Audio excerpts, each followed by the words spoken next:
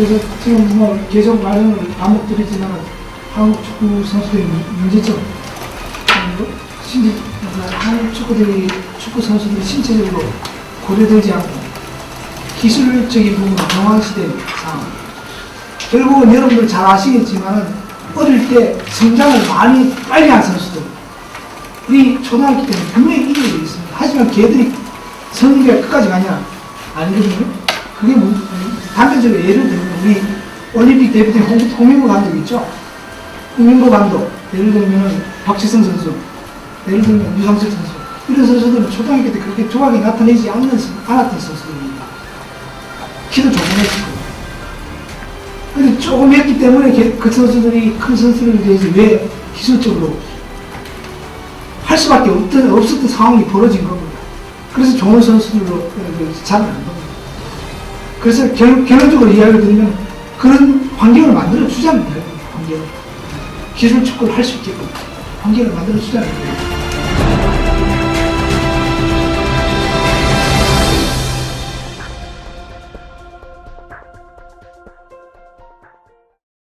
이유가 있나요? 네, 거기에는 이제 전술적인 이유 때문에 그렇습니다. 전술적으로 11인제 축구를 하기 위해서 전환하기 용이하게끔 하게끔 하기 위해서 8인제 축구를 도입한 배경입니다. 일단은 이제 나중에 이제 경기 규칙에 대해서 아마 뒤에 그 자료에 나와 있겠지만은 경기 규칙에 나와 있겠지만은 그 경기 규칙이 거의 핸드볼 경기랑 비슷하다고 보면 됩니다. 그래서 경기 교체, 그러니까 이제 교체 멤버 있죠. 지금은 이제 11인제 경기하면은 심판한테 가서 적어내가지고 하는 부분이 있죠. 근데 이제 8인제 경기 같은 경우는 교체를 자유롭게 하게 되어 있습니다. 교체 에리아에 가서 교체를 자유롭게 하게 되어 있습니다. 그렇게 하면은, 선수한테 기회가 많이 가겠죠. 그래서 인원수도 훨씬 늘어나게 되어 있습니다.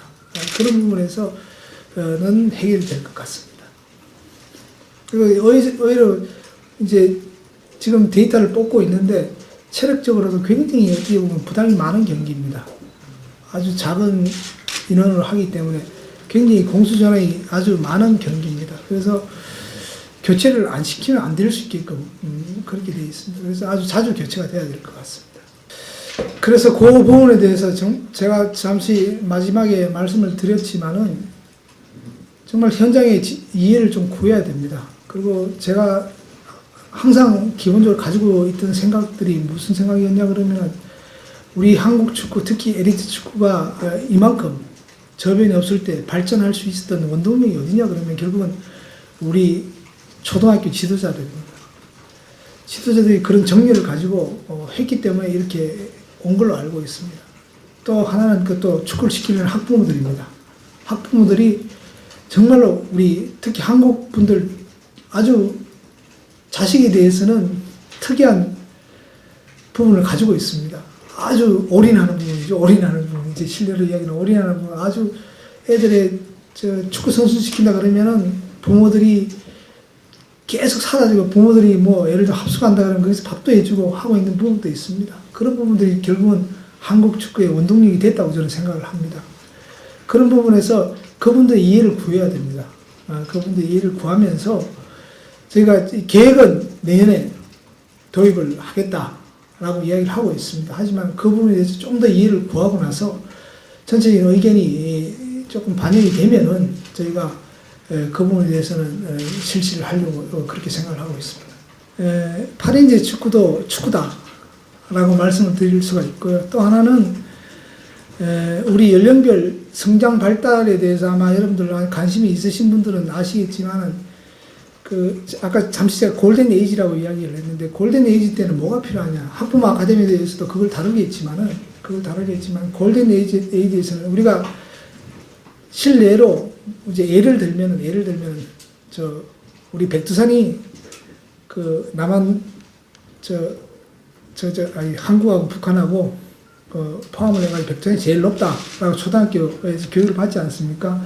그게 이제 조금 올라가면은 중학교에 가면은 제일 높은데 몇 미터냐? 예를 들면 그래서 고등학교 올라가면은 제일 높고 몇 미터인데 뭐가 있냐? 라는 그런 게 있지 않습니까? 신체 발달도 똑같습니다. 거기에 맞는 게 있습니다. 신체 발달도 예를 들면 그 연령에 맞는 교육 방법들이 있습니다. 그런 부분들을 간과하고 예를 들면은 아까 유상철 선수하고 홍명호 감독하고 제가 실례로 박지성 선수하고 이야기를 실례로 드렸지만은 그런 부분들이 사실은 그 선수들은 정말 운이 좋아서 잘 성장을 했습니다. 하지만 일례로 나머지 선수들은 우리 제도 하에서 점점 이제 축구가 발전을 하면은 정말로 개별 훈련도 가능하다는 이야기입니다. 그래서 그런 부분들이 아주 그 연령에 맞게끔 훈련을 시켜야 된다는 이야기입니다. 그리고 또 하나는 모 초등학교 같은 경우는 우승을 많이 합니다. 초등학교 때. 하지만 거기에 졸업생들이 결국은 프로팀, 대표팀 선수가 없습니다.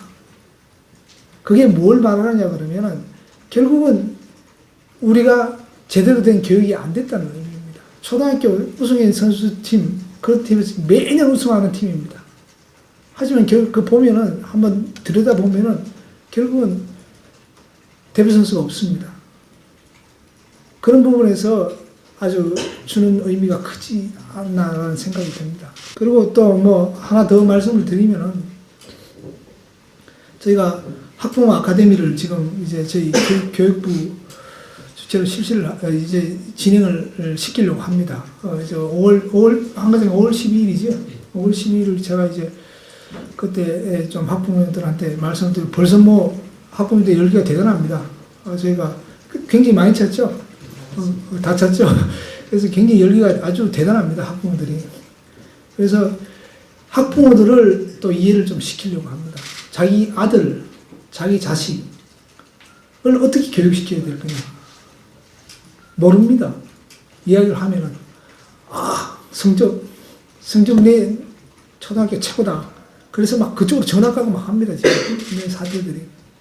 근데 그 시기에는 정말 맞는 교육들이 있습니다. 그런 부분들을 저희가 이제 장기적인 관점에서 사실은 조금 진행이 돼야 된다고, 그렇게 생각을 합니다. 그게 이제 제가 계속 말씀을 반복해서 드리는 거지만 결국은 폰이라는 게 재미라는 게 여러분들도 공부 많이 하시잖아요. 재미없으면 하기 쉽습니다, 이게. 물론 이제 재미없어도 이제 안 하면 안 되니까 해야 되겠지만은 그런 부분들이 같이 가야 되는데 특히 운동은. 그래서 지금 사회, 우리 예를 들면은 해외에 클럽팀들이 다 있어요. 앞으로는 한국도 이제 클럽팀들이 많이 좋아질 겁니다. 그래서 초등학교, 아마 여기 결혼하신 분들은 아시겠지만은 6살부터 이제 클럽팀들을 가입해가 축구를 하는데 꼭 축구를 시키려고 그러는 건 아니죠. 축구를 통해가지고 우리가 체육이라고 이야기를 하는데 지덕체중의 체육을 이야기를 하는데 거기서 하나의 교육을 시키자는 이야기입니다. 애들 이제 움직임을 통해가지고. 그런 부분하고 우리 그라스루트하고 연관이 되어 있습니다. 그래서 아까 이야기한 조금 전에 이야기한 그 선수 수급이 조금 적은데도 앞으로는 그런 팀들도 많이 생기지만 8인제 축구를 하면은 대회도 나와가지고 자기 기량도 점검을 받을 수 있는 기회도 많이 만들어줄 수가 있을 거라고 그렇게 생각이 듭니다.